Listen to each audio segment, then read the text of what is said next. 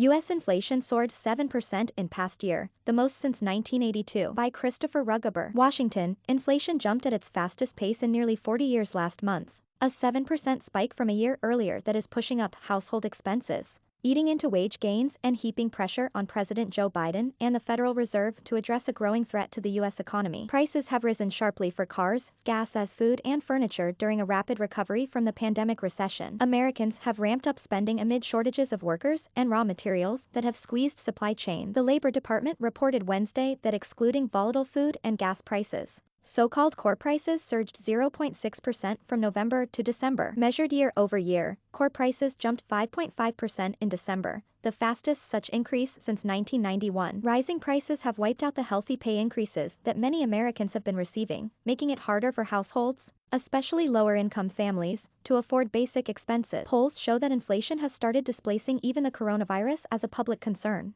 making clear the political threat it poses to President Biden and congressional Democrats. A significant portion of inflation is still being driven by pandemic-driven mismatches between demand and supply. Used car prices have soared more than 37% over the past year because new car production has been restrained by shortages of semiconductors. Shortages and higher prices at U.S. grocery stores have also grown in recent weeks as new problems, like the Omicron variant and severe weather, have compounded supply chain problems. Many restaurants have been passing along higher labor and food costs onto their customers. Darden Restaurants, the company that owns Olive Garden, Longhorn Steakhouse, and other chains, said it increased prices by 2% at the end of last year and expects to bump them by another 4% over the next 6 months. Darden CEO Gene Lee recently told investors that this is the toughest inflationary environment we've seen in years. On Tuesday, Chair Jerome Powell told Congress that if it becomes necessary to fight high inflation more aggressively, the Federal Reserve is prepared to accelerate the interest rate hikes it plans to begin this year. Fed officials have estimated that they will raise their benchmark short-term rate,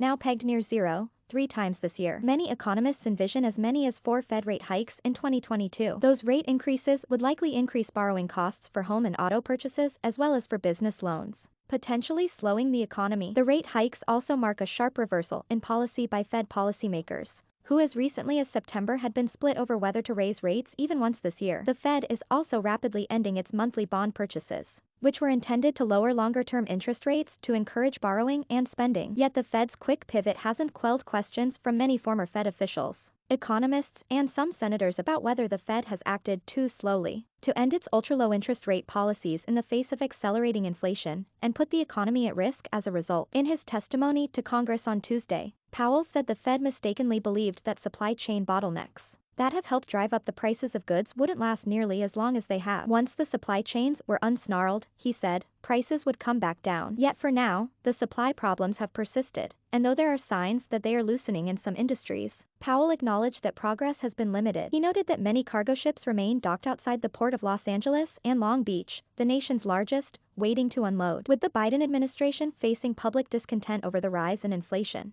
the president has said his administration's investments in ports, roads, bridges, and other infrastructure would help by loosening snarled supply chain. Copyright 2022 WFXG. All rights reserved.